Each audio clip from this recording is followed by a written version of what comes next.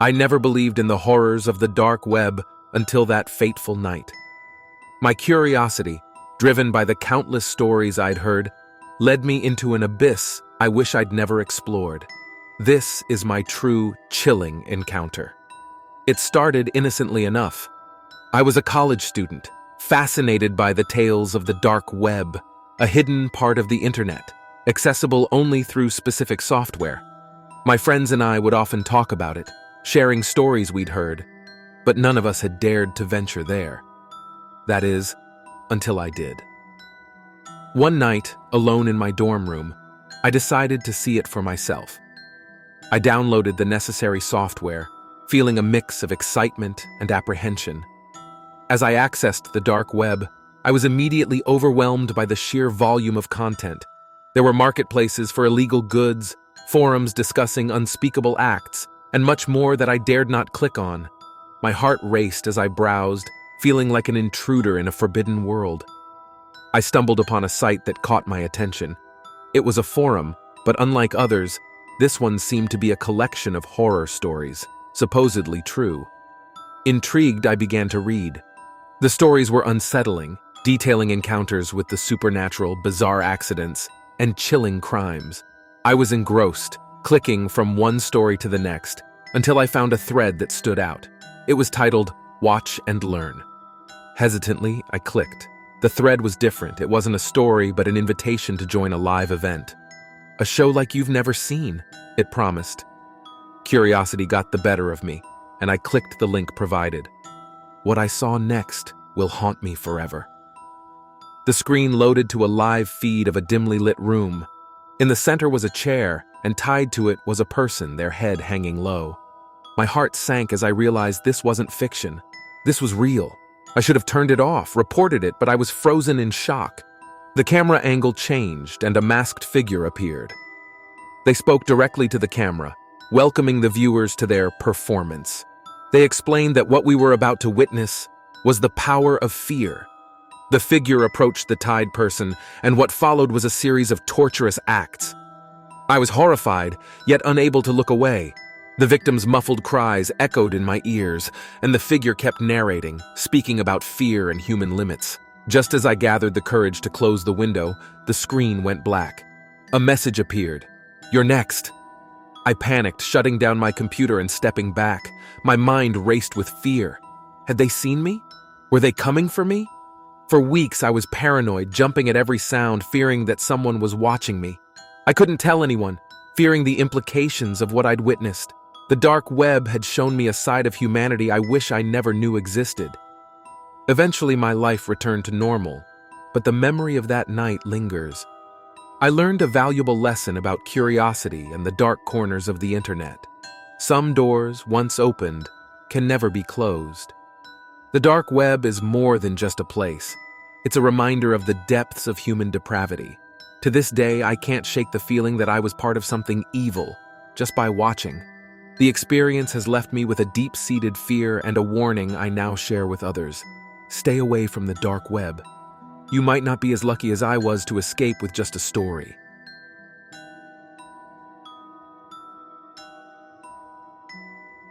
I never imagined a casual curiosity about the dark web would lead me to the most terrifying experience of my life.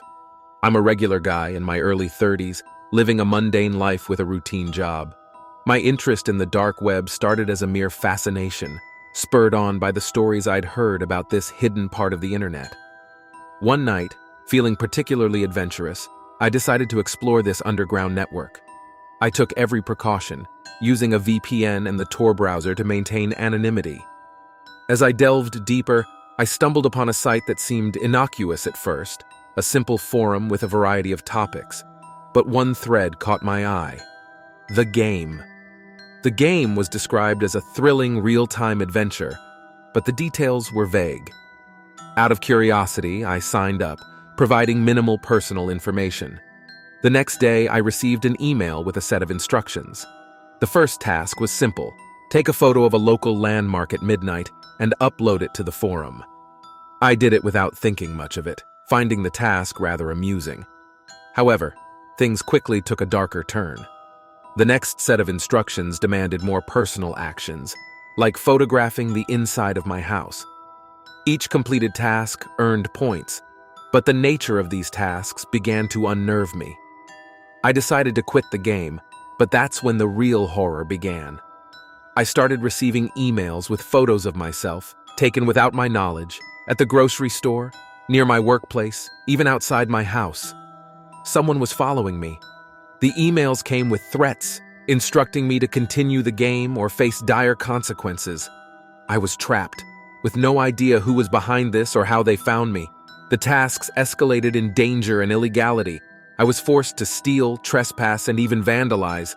Each refusal was met with threats and more photos of my daily life.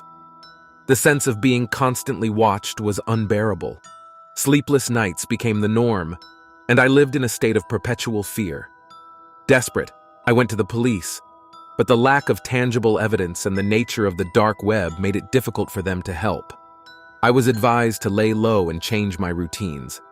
Then one night I received a final task, to meet someone at an abandoned warehouse at 2 a.m. The instructions were clear. Failure to show up would result in harm to my family. With no other option, I went, my heart pounding in my chest. At the warehouse, I was met by a group of masked individuals. They revealed themselves as the creators of the game and explained that it was all a setup to demonstrate the dangers of the dark web. They were a group of vigilantes aiming to deter people from delving into this perilous world. While relieved I wasn't in physical danger, the psychological torment I endured was real. They apologized, but the damage was done. I left the warehouse shaken, vowing never to explore the dark web again. This experience taught me a harsh lesson about the perils of online anonymity and the dark side of human curiosity. The dark web is not a playground. It's a place where reality can become a nightmare in a click. My advice to anyone curious is to stay away. Some doors, once opened, can lead you into an abyss from which there's no return. As a curious, tech-savvy teenager, I've always been intrigued by the mysteries of the internet. Stories of the dark web fascinated me, its hidden corners, untraceable activities, and the allure of the unknown. It was a forbidden fruit I couldn't resist tasting. One night, with my parents fast asleep and the house eerily silent, I decided to take the plunge. Using a series of proxies and a secure browser, I found myself navigating through layers of the dark web. It was like stepping into a different realm, a place where the rules of the regular internet didn't apply. Amidst the myriad of bizarre sites, one caught my attention: the unseen auction. It promised a spectacle never witnessed before. Driven by curiosity and a dash of teenage recklessness, I clicked. The site loaded to a simple yet ominous chat room where anonymous users were buzzing with excitement. A countdown was set in the center of the screen.